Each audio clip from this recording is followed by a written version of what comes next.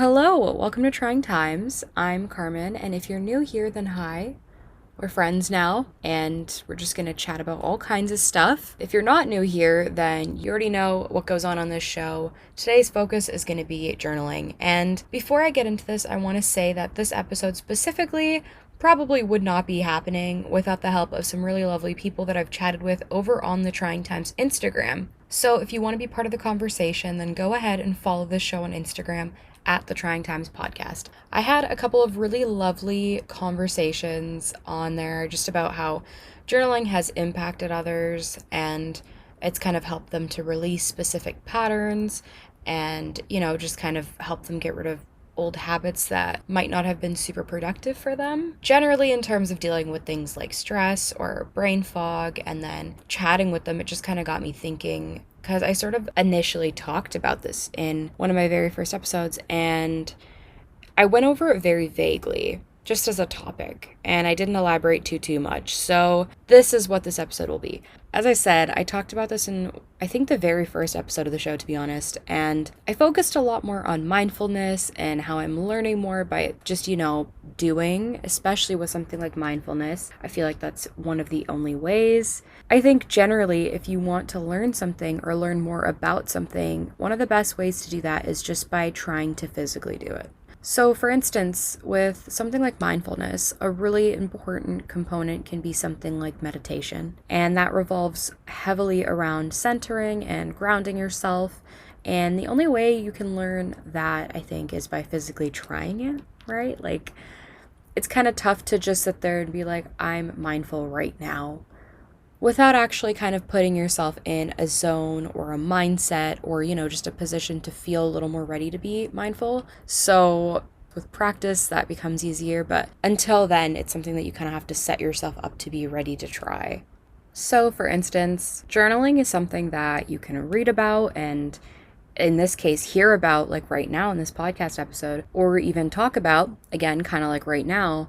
But I really think sometimes the best way to understand why people turn to it and choose to journal is by trying it yourself. So for me personally, I learned about journaling when I first saw a therapist who I continued to see for probably about 5 years. And she's generally, I've said this many times before, just such a great person who has helped me understand so many different aspects of life and also how to have multiple responses to things and be okay with that. Just generally understand different perspectives, like some really great skill sets. So one of the top things that she recommended I try when it comes to things like school stress, which may I add was a very big thing when I'd first met her, was journaling. So that's kind of where I got started with that. That's where I'd kind of initially learned about it and really thought about it. And I remember really well when she mentioned that, I was kind of just like, well, how the hell do I do that? How does one journal? And what even is journaling? Like, it was something up until then I think I'd really only honestly seen as kind of like an aesthetic on Tumblr. Remember Tumblr, guys? It was something that would pass through my dashboard quite frequently. People just writing like lyrics or really aesthetic like quotes, throwing like 15 filters onto the picture, and it went like viral on Tumblr. And so after asking all of the questions that I could have possibly asked, she just sort of walked me through what works for her, which I personally think was one of the greatest ways to introduce journaling. And so she showed me what she's tried, the different resources online that you could utilize, and just like kind of the way that she's worked through journaling for herself. Not necessarily for me to copy that method, but just to understand where she got to journaling and how she got to journaling and put me in her perspective, which was really lovely. So one of the first methods I'd heard of was prompted journaling. And basically what this means is journaling with a prompt in mind. So you kind of go into your journaling session or entry, whatever you want to call it, with a goal in your head, and you kind of have something that helps to gear what you're going to be writing about. So you generally go in with a clear understanding of what you'll be journaling about and maybe even help you to better understand why you're journaling about it. One of the biggest takeaways I'd had from this kind of journaling, I found at least, was that you could sort of break down events and emotions you may be feeling to learn more about why you felt a certain way, or maybe why a certain event triggered a thought or a memory that could have taken away from an experience for you. I tried writing with this style of journaling for a year or so, and eventually I tried to work on this without prompts. and it helped me develop a much better understanding of myself. So, like I said, it's a really great way for you to break down past events that have happened in your life or something that you may have experienced and try to understand the very root of that cause of emotion or that cause of, interruption in your quality of life, whatever that may be for you. And so I found this one to be really great for learning to create that as a habit. And going off of that, I'll be honest, I'm guilty of having quite a few journals because I just collect them sometimes if I find one that I think is cute. But there are so many kinds that you could get to help with this. There are a few prompted ones I own, one of which is a memory journal, so it gives you prompts where you just sort of answer and so forth, and then you can look back at that and reflect and be like, oh, I wrote in this 5 years ago. Let's see if this is still my favorite food, or if this is still one of my favorite memories I've had in my life. Maybe there's something that tops that for you now. It's just a really great one to reflect with, I think. And then there's another one that I purchased by Humble the Poet, and that one is truly wonderful. It's geared towards learning about yourself, your environment, and your behavioral patterns. And it has some really great quotes in there too, just kind of like a nice pick-me-up. I think that's really nice. It's a nice way to break down, like, just as you're kind of writing down your own stuff, it kind of separates that material nicely for you. So I think that's great. Now, if you're sort of like, I don't want to go out and buy a specific journal, then that's totally okay too. You can 110% go online and search up journaling prompts or prompt a journal, and you'll be able to find tons of things on there too. Literally just go to Google and type in journaling prompts. You could search up so much on Google to find that, and just kind of grab any empty notebook you may have and just devote it to that, to give it a shot. And that could just be your journal or your starting journal, whatever you want to call it. So it doesn't have to be that you go into like a bookstore and get a fancy one, or, just do what's in your comfort zone, do what feels right for you, give everything a shot if you want, and see what works, because I think that's really the best way to go about it. So there's that. And the next style of journaling I wanted to get into is more so a freestyle brain dump type of thing, if you want to call it that. And in this style of journaling, you can give yourself as long as you want to write out absolutely whatever is on your mind. This does not have to be full sentences. It could literally just be, short notes or dot jots or quick points, whatever, or even a few words that come to mind. But the goal is to write out as much as you need to help declutter your mind and feel more at ease. And I love that the most about this method. Another way of doing this would be to set a timer for yourself.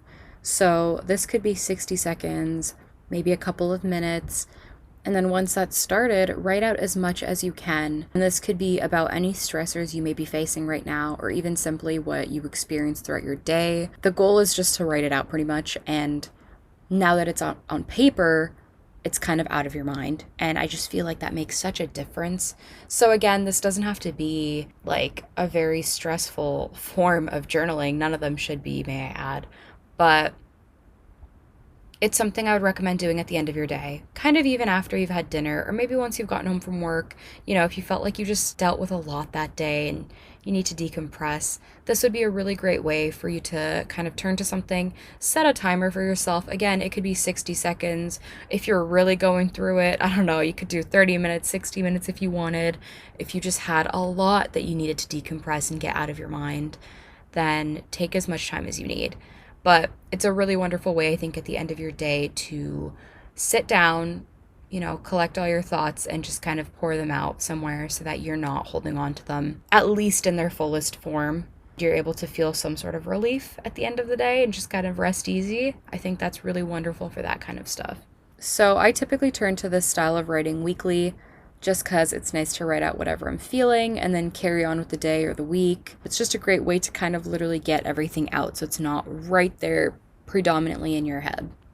And finally, the last style I want to get into is more so a letter to yourself. This could be a letter to your past self, your present self, your future self, your inner child. It could be to literally any version of yourself that you wish to write to. And if you've never heard of this before, never tried it before, you're probably just like, what is she on about? I swear, it's a really great thing. Me trying to prove it, I'm like, yeah, this is a really good thing. No, I do think this style of journaling isn't something that's meant to be done as regular as the other ones. So, like, obviously it's not meant to be done every day or even every month for that matter. I think this is something that could be more so a yearly kind of writing ritual where you can take the time to reflect and become goal oriented for your future. And it's a really great way to just continue learning from yourself and to see how far you have come. I think since we're in our own bodies, living with ourselves 24/7, it's sort of hard to see how much progress we may have made. So, in doing this, we're able to see how we may have overcome past struggles, or how we've achieved our goals, or how we have grown from both of those kinds of experiences as a whole. I think for myself, I find this exercise to be particularly fascinating because it's always allowing you to have room to grow and to hold space to understand your past self. So, in sum, I feel like this variety of writing styles here easily shows you how you can begin your journey of journaling. That was a mouthful. Journey of journaling. I like that though. So, there's that. It can kind of help you start out with journaling from somewhere, and no matter which kind of style you choose to start with, it's a learning experience for you. So, there's no rights, there's no wrongs. Not only are you learning about yourself while doing this, but you're learning more about what helps you, and I think that's a really big and important thing. So, before I wrap up, I wanted to add that this is by no means the entire list of journaling styles whatsoever. I would want to believe that that's probably a very endless list because there are so many different ways to journal, and none of them are the only way or a wrong way or a right way, like I said earlier. It's all just kind of tailored to you and what feels like the right thing, which is what I love about it so much. So I'd always recommend any of the styles for journaling mentioned, regardless of whether you're a seasoned journalist or totally new to this. So if you're intrigued by one and want to chat more about it or try it out, shoot me a message because I'd love to know how you found it, or if you have any questions about it generally. Or if you feel like you want to get away from writing a message, go ahead and record a voicemail by clicking the link in the episode description, because I would love to hear from you and hear what you think about this. So with that, I hope to hear from you, and we'll chat again soon, okay? Bye.